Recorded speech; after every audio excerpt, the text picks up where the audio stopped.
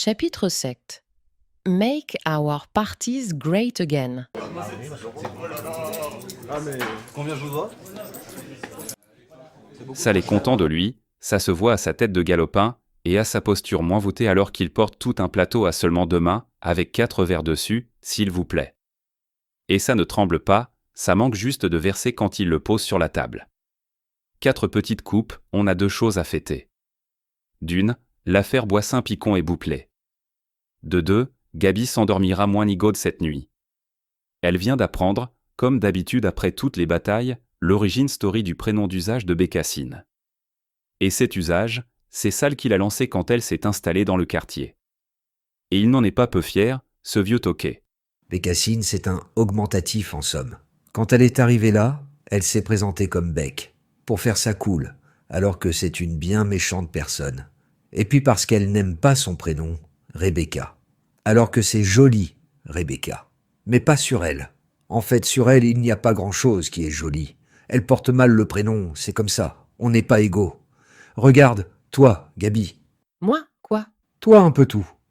On n'est pas égaux, enfin, je n'ai pas besoin de te le dire. Rebecca Bécassine a posé son torchon sur son épaule et arrive pour trinquer. Ce soir, c'est la liesse, Gabi est au champagne d'opérette, pour dire. Mais c'est comme ça quand on referme un dossier qui aura pris un peu de neurones et d'âme. Et ce n'est pas souvent. Alors ce n'est pas forcément résolu, et c'est encore officieux, mais Gabi n'ira pas plus loin. Demain c'est vendredi, le week-end, et ça commence dès ce soir. Repos. Ce qu'il faut de sport pour ne pas laisser les muscles se signaler, un peu de ménage, et puis on attrape la vedette à sa descente du train et on se pète le ventre chez Frida et Sal, et ensuite, on verra ensuite. Ce n'est pas ce qu'elle préfère, le vin à bulles Gabi, mais celui de Bécassine, ça passe. C'est un crément d'Alsace commandé tout exprès pour Frida qui doit taper derrière la tête si on se laisse berner par son approche en crabe. Mais ça, Frida ne peut pas le savoir. Elle ne le commande pas pour le boire, elle le commande parce que voilà, et elle te doit une explication. Non, elle ne croit pas, non. Une coupette, c'est vite bu quand on n'a pas la technique de ne pas boire. Et ça peut en appeler assez vite d'autres. Gabi s'arrête à temps pour se laisser une gorgée crédible, et se dit qu'en attendant le moment où il sera décent d'avoir terminé son verre, elle boirait bien quelque chose. C'est un métier, pilier de bistrot. Sal a gobé le sien d'un trait et comme il avait prévu le coup, il va chercher au comptoir la suze que ce faux jeton, il avait commandé en même temps que le reste.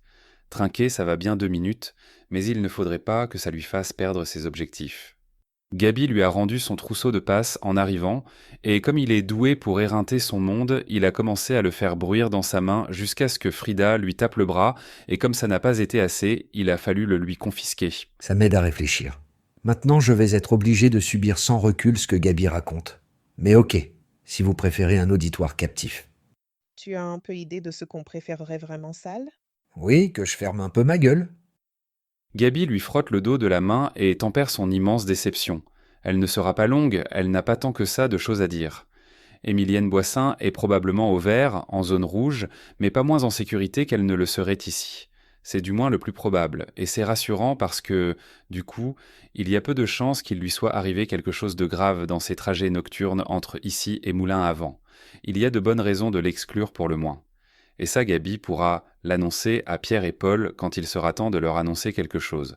Pour l'instant, pour eux, l'investigation est en cours, et il va falloir qu'ils endurent encore quelques jours d'anxiété. Gabi a décidé de donner la primeur de la bonne nouvelle à Léopold Picon et de lui donner un peu d'avance. Et elle est bien convaincue que c'est ce que voudrait aussi Émilienne Boissin. Cette dernière est à Nirvelly, retirée dans une cabane à retaper, mais qui en l'état et en cette saison est habitable. Des mails laconiques et codés échangés depuis des semaines avec quelqu'un sur place montrent que la retraite s'est préparée avec soin depuis bien avant l'achat de la maison. Le correspondant local ayant dû, pour rendre possible la migration, procéder à des manœuvres qui ne sont décrites que par métaphore, mais derrière lesquelles il n'est pas difficile de comprendre qu'il a fallu non seulement déloger quelqu'un, mais le reloger aussi, ce qui indique assez l'autorité du correspondant. Au fil des mails, Gabi a compris que ça devait être quelqu'un du comté ou du conseil.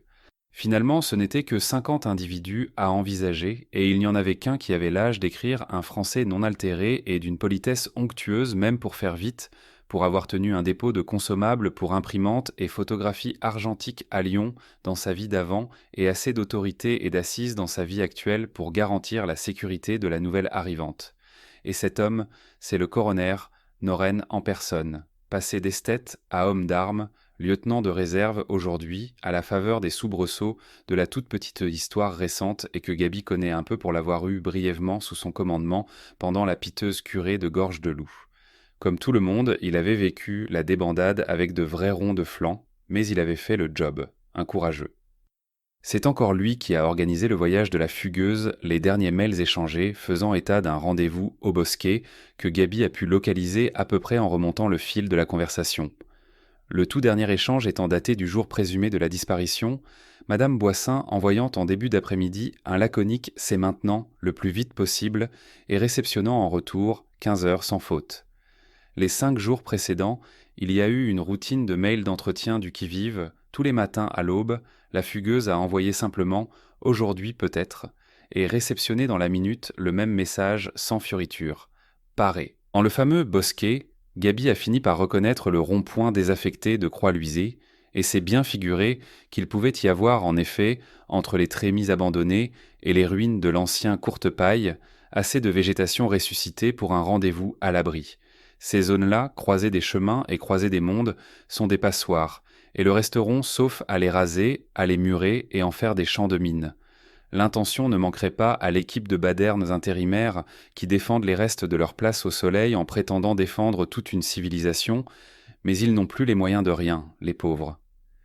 Mais c'est à cause des méchants Chinois à qui tout a été vendu, à la découpe en gros, au détail, et qui se conduisent comme des propriétaires maintenant, les impudents. Ce coin-là, c'est le début de la route vers l'Aisne, devenue rivière Hachy, dangereuse parce qu'elle passe sous le surplomb de Rilieu-la-Pape et dans les restes du territoire des carjackers de Miribel, mais à 15 heures sans faute, ça passe et ça se passe d'un convoi de blindés. Gaby rapproche l'énumération des jours qui ont précédé le départ avec le compte à rebours qu'elle a trouvé dans la cabane du jardin ouvrier.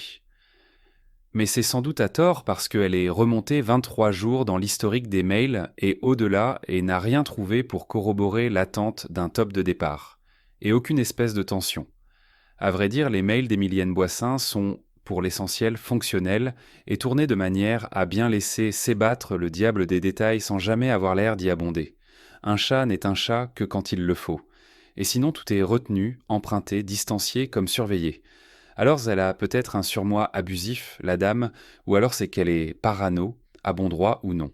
Il n'y a que les mails à ses 2 fils qui la laissent passer un peu, humainement. Mais pas trop, jamais au point de déranger et de laisser la possibilité de quelque sentimentalisme. La correspondance, fournie avec ce grigou de Léopold Picon, enfonce ce clou-là. Gaby n'a pas su se retenir de la lire un peu. Le vieux Léo s'y révèle échevelé, prêt à s'éperdre et à chevaucher toutes sortes de grands chevaux, mais des ânes aussi, il s'en fout Léo, il se prend des râteaux à la pelle, mais il exulte. En face, Émilienne est amusée, vaguement inquiète pour lui, mais ne répond de rien qu'en chausse-trappe et pirouette. C'est presque un jeu de société, leur relation aux deux, de l'amour courtois avec des panoplies en papier crépon qui grattent. Par contre, à partir du moment où Émilienne disparaît, les mails sans réponse de Léopold, elle n'a pu en lire que 2, ou 3, tant le désarroi y aspire tout. Il panique tellement le vieux Léo que ça empêcherait presque de respirer. Quand hier elle lui a rendu ses conclusions, c'est sa réaction d'immense soulagement qui les a rendues définitives. Il a comme changé de couleur, de forme et d'odeur presque, et il a failli lui pleurer dans les bras, ne s'en est gardé que parce qu'il avait son affreux cigarillo mâché collé à sa lèvre inférieure. Si elle est partie, c'est qu'elle devait partir. Et tant pis si elle ne m'a pas prévenu, ni dit au revoir, l'important c'est qu'on soit sûr qu'elle est vivante. Et on en est sûr, on est d'accord ? Je pense qu'on peut l'être, oui. Enfin, si... Il n'y a pas de si. On en est sûr. Moi j'en suis sûr. Et c'est ce pourquoi je vous ai missionné, Péquelette. Voilà, maintenant la Péquelette, elle va bien éplucher la rubrique des faits divers, des fois qu'on retrouve un corps dans le Rhône, dans la Saône ou dans l'Ain quand ceux-ci passent dans les terres couvertes par les très moyennement grands reporters qui s'aventurent encore hors de la presqu'île. Léopold Picon doit passer. Elle s'en est remise à lui pour qu'il donne le feu vert pour ébruiter à qui de droit la fin des investigations. Il a bien convenu qu'il ne devait pas faire durer de trop le suspens. Pour les garçons Chabert qui sont au courbouillon à force d'envisager le pire. Il l'a appelé il y a 1 heure. Vous avez décidé, Léopold ? Oui, et d'ailleurs j'aimerais vous voir. Passez, je suis chez Suzanne. Gabi n'y tient plus. Elle avale son fond de verre et va au comptoir se commander une boisson qui lui fasse plus de profit. C'est dommage, elle rate la chute de la blague de la petite fille qui veut aller au cinéma. Mais comme Sal est lancée dans une série ni plus ni moins qu'atrocement scabreuse juste pour révolter Frida qui visualise trop les choses, elle se dit que la lâcheté peut avoir du bon. Mais Sal ne l'entend pas ainsi, qui hausse la voix et se met presque à gueuler en terrasse pour que rien ne se perde pour personne, et étant donné l'aspect sordide qui constitue le ressort comique de sa blagounette dégueulasse, c'est un moment de tétanie qui se propage à la ronde. Gabi en panique au comptoir implore du regard Bécassine. Fais quelque chose, Beck. Si c'est moi, je suis capable de le tuer. Par compassion, d'accord, mais quand même. Beck lui tend son torchon, prend le broc d'eau et mouille les pastagas des joueurs de 421 avant d'aller en terrasse, fait signe à Frida de s'écarter et renverse posément toute la flotte et les glaçons sur le crâne de Sal. Elle est efficace, Bécassine, et pragmatique puisqu'elle fait un aller-retour à son comptoir pour tendre un chiffon et une serpillière à Sal.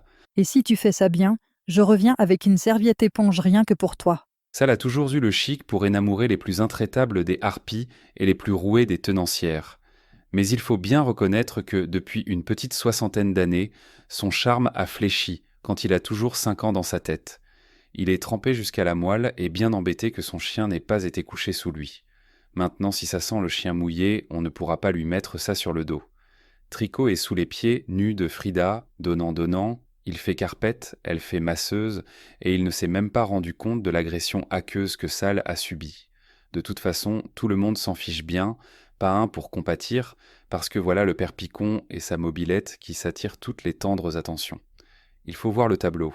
Le vieux fou avec son casque orange s'est mis beau par ailleurs. Costume 2 pièces noires, décontracté, ou alors c'est lui qui décontracte ce qu'il porte, chemise en coton blanc, bretelles et ceinture, et si ça se trouve, doublure en velcro qui accroche les poils de jambes pour être sûr et espadrille pour conduire. Mais dans la carriole, dans un pochon plastique, les chaussures pour être à la hauteur de la tenue, en plus d'un petit bagage à main, une caisse à outils et 2 gros jerrycans d'essence qui doivent déjà attirer bien des convoitises. Il a tiré ses cheveux en arrière, nettoyé ses lunettes et son sonotone. Il ne sent pas le vieux qui sent bon.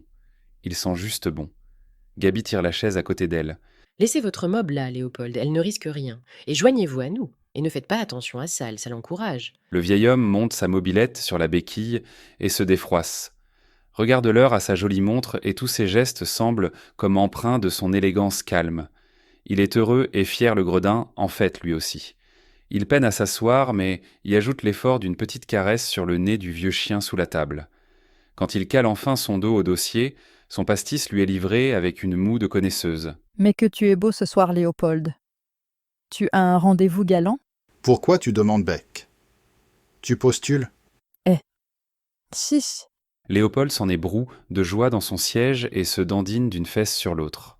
On le tremperait presque en l'état dans un aquarium de formol, mais son geste d'après vient tout gâcher puisqu'il se colle un de ses nignasses entre les lèvres et commence à le pomper avant même de l'allumer. Frida se recule d'un bon mètre et allume elle aussi une vogue en fait de contre-mesure. Léo s'en fout bien, il veut qu'on trinque ni plus ni moins qu'à la vie comme elle va quand elle va, et fait resservir la tablée, et au-delà de la tablée, lui, elle, pas lui, et pas elle non plus, en fait tout le monde sauf celle-ci et celui-ci. Et il désigne les gens du doigt pour que tout le monde soit bien sûr. Gabi se lève pour regarder mieux la mobilette garée derrière les arbustes en pot qui délimitent la terrasse, et tout bien considéré, elle tire sa chaise contre celle du vieux coquet pour un début de messe basse. Vous allez où comme ça, joli cœur? J'y vais. Sans rire, vous allez rejoindre votre béguin, en mobilette? Oui, mais ne vous inquiétez pas. Je vais d'abord boire un verre ou deux avec vous. Je ne vous laisse pas comme ça. D'ailleurs, vous pouvez dire aux 2 frangins ce que vous savez. Ils pourront respirer. Et puis je doute que Paul fasse le voyage. Sa mère a voulu s'isoler, ça m'étonnerait qu'il contrevienne à ça, malgré toute son incompréhension et toute son inquiétude. Et vous allez contrevenir? Comme ça, pépouze? En mobilette? Oui, mais moi, je suis un emmerdeur. Je suis un vieil homme pressé. Je ne veux pas jouer les rabat-joie, mais vous devriez attendre demain matin, quand il fera jour. Je n'aime plus tant le soleil que ça, je vous l'ai dit. Je préfère rouler à la fraîche, d'autant que ça va être un périple. Au moins, je suis soulagée que vous vous en rendiez compte, parce que... Mettons que votre tagazou tienne jusque là-bas. Elle tiendra. Les tagazous, comme vous dites, c'est fait pour tenir. Je l'ai depuis plus de 40 ans, je la connais par cœur et j'ai les pièces de rechange de toutes ses petites faiblesses. Elle ne m'a jamais fait faux bon. Et moi j'ai mes cachets, de l'eau, de quoi fumer et le monde entier pour cracher. Je ne roulerai jamais plus d'une demi-heure, jamais vite, et j'ai un itinéraire de traverse qui m'évite les points chauds. Et au pire, j'ai mon fusil et 2 poings qui ont déjà cassé bien des grandes gueules. Vous êtes un peu toqué, Léopold, et je devrais vous assommer pour vous empêcher de partir. Parce que ce n'est pas une petite folie, ce que vous envisagez. C'est du délire pur et simple. En même temps, hein? Oui, vous me l'ôtez de la bouche. Et vous avez prévu d'arriver là-bas en pleine nuit, dans un endroit où vous n'avez pas le moindre repère? En prévoyant large, je pense avoir 6 heures de route. Je compte les mettre à profit pour m'approcher le plus possible et me trouver un coin tranquille pour dormir un peu. Enfin me retaper un minimum pour ne pas foirer ensuite ma parade nuptiale. J'ai le contact du coroner là-bas. Je peux essayer de l'avertir de votre arrivée si vous voulez. Je pense qu'il vous fera bon accueil. Non, vraiment, merci. Sinon ce ne sera pas une surprise. Mais je dois vous laisser 1 minute, j'ai ma livraison qui est arrivée. Gabi met un moment à comprendre que le vieux Léo fait référence à ce couple de Numunus qui est arrivé en longboard il y a quelques minutes et s'est mis à poireauter dans l'accès au parking souterrain sur le trottoir d'en face. Léopold fait un détour par la carriole de sa mobilette et en extrait un objet à la forme explicite, quoiqu'il soit emballé dans une grosse couverture. C'est un fusil, et toute la terrasse va croire assister à un troc. Léo est près des 2 jeunes gens, très beaux, très maigres tous les deux, avec leurs cheveux coupés à la machette et leurs espèces de toges blanches qui tombent jusqu'à leurs pieds nus. Léo les embrasse et les étreint fort l'un et l'autre comme des petits Jésus. Ils lui ont apporté une cagette recouverte d'un torchon miraculeusement blanc et propre, et la transaction là-bas prend des allures d'adieu. Une enveloppe épaisse de l'argent passe de la poche de Léo aux 2 mains ouvertes de la jeune fille, et elle a comme une révérence de tête en la recevant. En retour, elle enlève l'énorme croissant de lune en métal de canette qu'elle porte à son cou et le passe elle-même autour de la tête de Léopold, dont elle pince les grosses joues en riant. « Tu crois que ce sont ses enfants ?» demande Frida. Gabi hausse les épaules, elle ne sait pas, et Sal non plus visiblement, mais il a une théorie là-dessus bien sûr que ni Gabi ni Frida n'écoutent, mais où il est question de la tradition du potlatch, et il a bien sûr conscience que ça n'a rien à voir, mais qui a dit que l'à propos ça devait toujours être en rapport.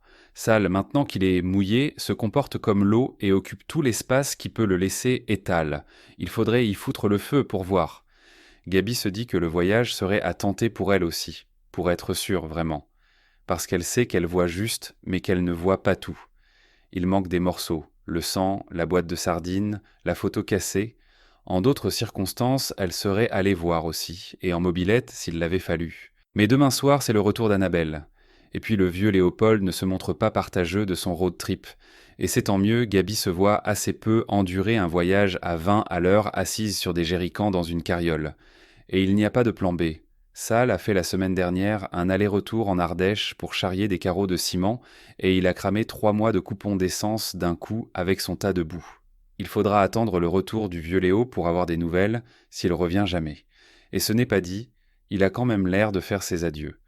Donc si le voyage se décide maintenant ou jamais, ce ne sera jamais. Et c'est dommage parce que ce serait une belle balade, comme on en faisait avant quand on avait des week-ends et la carte d'un territoire non meuble. Avant, tout reposait comme ça sur un pari stupide, un crédit illimité, on n'était pratiquement plus des mammifères, mais au moins on pouvait commander des chaussettes antitranspirantes en Chine. Léopold Picon et les 2 mômes en simili-robe de plage se quittent dans une dernière étreinte, le garçon a les yeux mouillés et a laissé lui aussi dans l'affaire son pendentif en croissant de lune.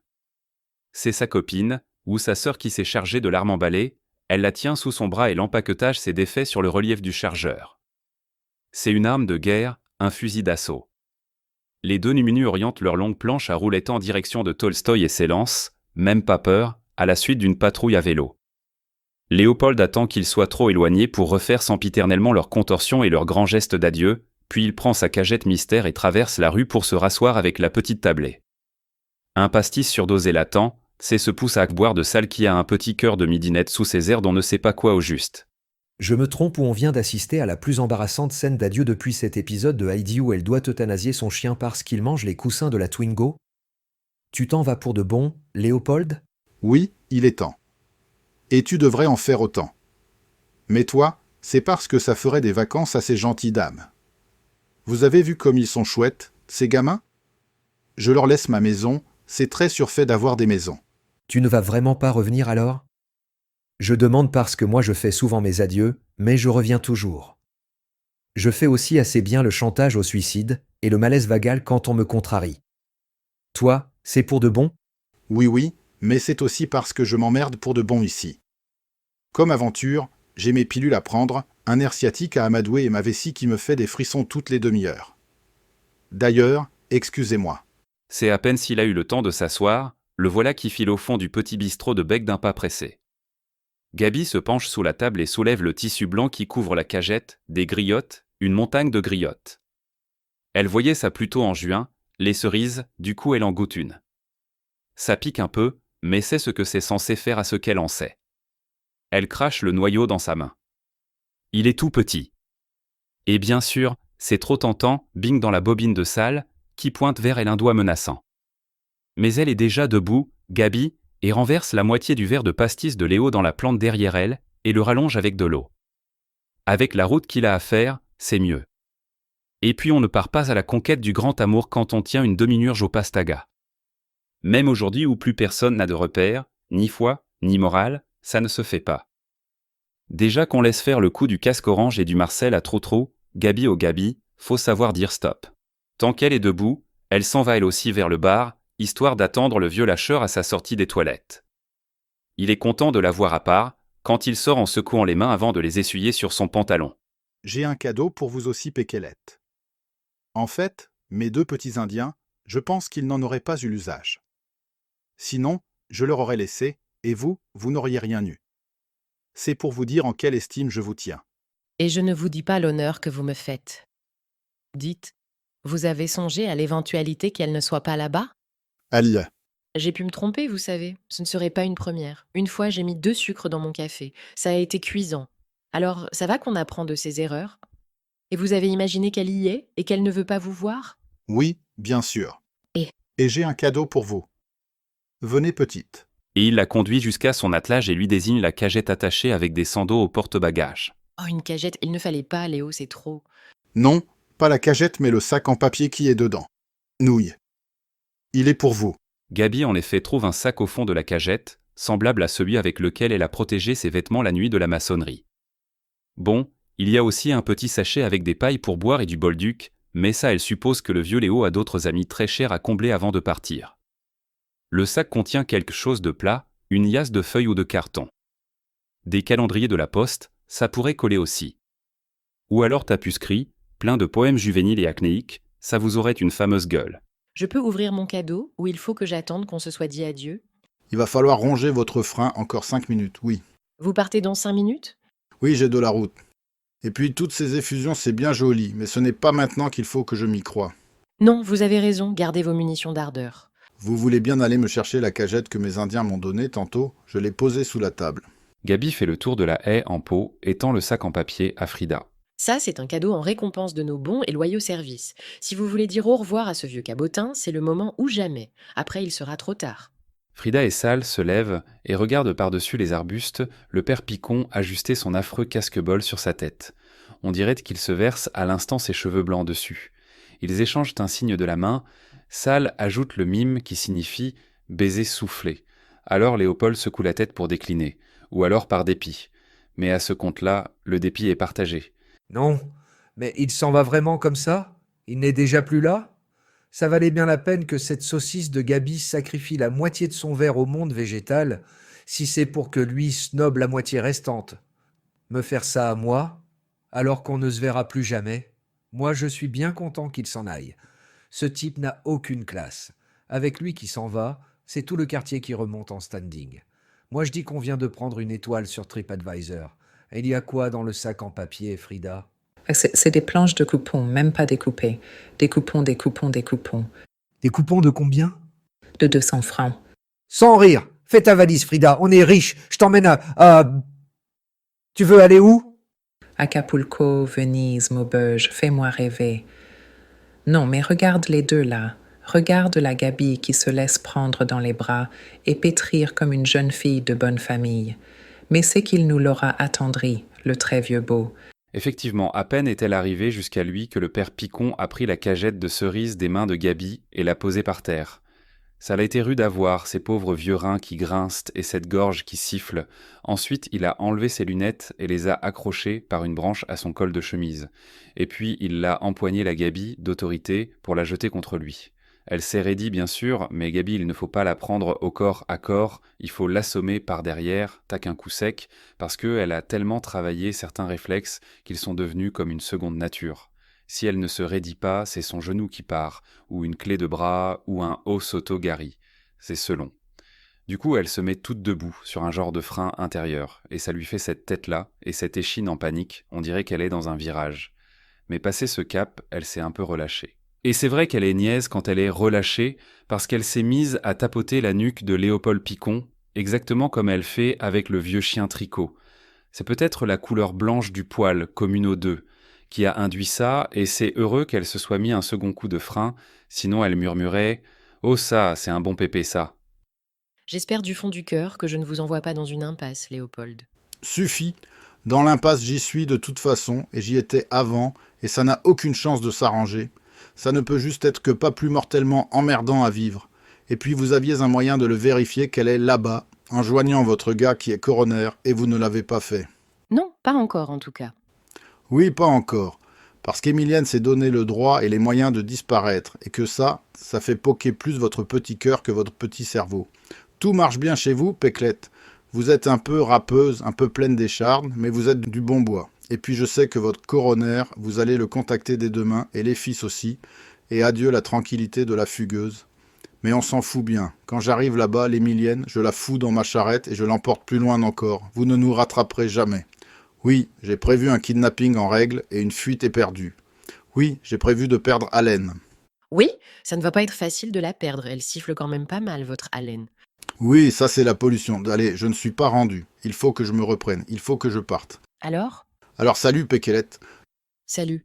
Gaby montre ses deux mains devant elle et ses doigts croisés et a droit en retour à un salut moitié martial, à deux doigts aussi.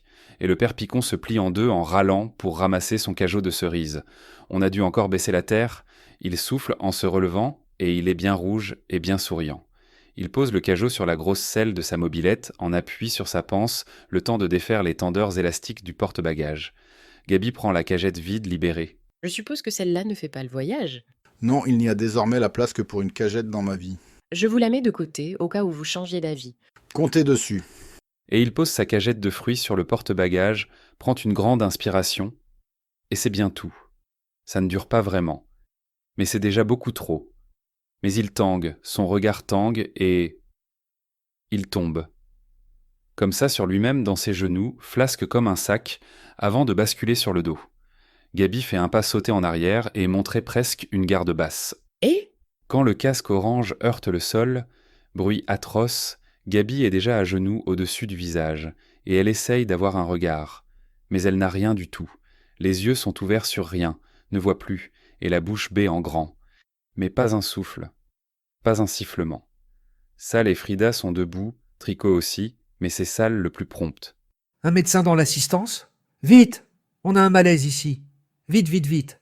Mais tu parles à un médecin chez Suzanne, pourquoi pas le pape ou les Beatles tant qu'on y est ? Frida, qui regarde trop la télé, fait le 911, mais heureusement Bécassine a plus le sens du réel et du territoire, et elle a déjà composé le 18.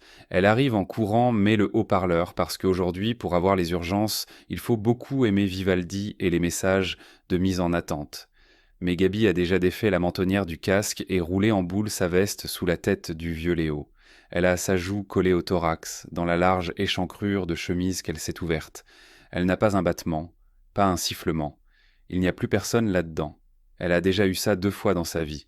Une fois dans l'embuscade au-dessus de Vienne, une autre fois quand le Metz a sauté et elle ne sait toujours pas faire. Mais cette fois, ça va marcher.